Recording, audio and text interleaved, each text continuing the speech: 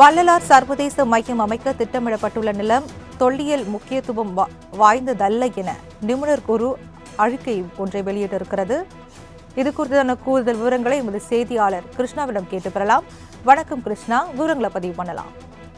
வணக்கம்.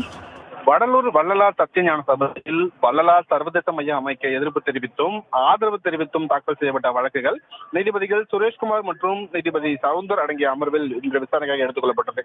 அப்போது தமிழக தரப்பில் ஆஜரான தலைமை வழக்கறிஞர் PS ராமன், தமிழக அரசு 99 கோடி ரூபாய் செலவில் அமைக்க உள்ள சர்வதேச வள்ளலார் மையத்துக்கு தேவையான சுற்றுச்சூழல் அனுமதி, மாசு கட்டுப்பாட்டு வாரிய அனுமதி, நகரமைப்பு திட்ட அனுமதி உள்ளிட்ட அனைத்து அனுமதிகளும் பெறப்பட்டுள்ளது என கூறி அது தொடர்பான மனுவையும் தாக்கல் செய்திருந்தார். சர்வதேச மையம் கட்டிக் கொடுத்து சத்தியஞான சபையை அரசு எடுத்துக் கொள்வதாக மனுதாரர் தரப்பில் அச்சம் தெரிவிக்கப்பட்டிருந்தது.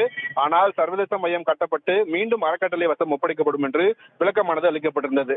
அப்போது நீதிபதிகள் ஜோதி தரிசனத்திற்கு இடையூறு இல்லாமல் கட்டுமானங்கள் மேற்கொள்வதில் என்ன ஆட்சேபம் உள்ளது, அதன் மூலம் பக்தர்களின் உரிமை எப்படி பாதிக்கப்படுகிறது என்று மனுதாரர் தரப்புக்கு கேள்வி எழுப்பினார். இதற்கு பதிலளித்த மனுதாரர் தரப்பு, வள்ளலார் திருவருட்ப பாடல்களில் ஜோதி தரிசனத்துக்காக பெருவெளியை அப்படியே வைத்திருக்க வேண்டும் என குறிப்பிட்டிருக்கிறார். அதனால் நிபுணர் குழுவை அமைத்து ஆய்வு செய்யலாம் என்றும், அதனால் வேறு இடத்தில் சர்வதேச மையம் கட்டலாம் எனவும், 100 ஆண்டுகளுக்கும் மேலான இந்த கோவில் தொல்லியல் முக்கியத்துவம் வாய்ந்தது என்பதால் அதை பாதுகாக்க வேண்டும் என்று விளக்கம் அளிக்கப்பட்டிருந்தது. தொல்லியல் துறையின் காரணமாக உயர்நீதிமன்றத்திலும் கூட மேம்பாட்டு பணிகளை துவங்க முடியவில்லை என தெரிவித்த நீதிபதிகள், தமிழகத்தில் உள்ள கோவில்களை ஆய்வு செய்து 100 ஆண்டுகள் பழமையானவை என கண்டறிந்து அவற்றை தொல்லியல் முக்கியத்துவம் வாய்ந்தவை என அறிவிக்க வேண்டும் என உயர்நீதிமன்றம் உத்தரவிட்டுள்ளது.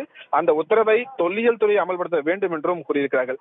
வழக்கின் வாதங்கள் நிறைவு பெறாததால் விசாரணையை வருகிற ஆகஸ்ட் 22ஆம் தேதிக்கு தள்ளி வைத்து உத்தரவிட்டிருக்கிறார்கள். மோனப்பிரியா, விவரங்களுக்கு நன்றி கிருஷ்ணா.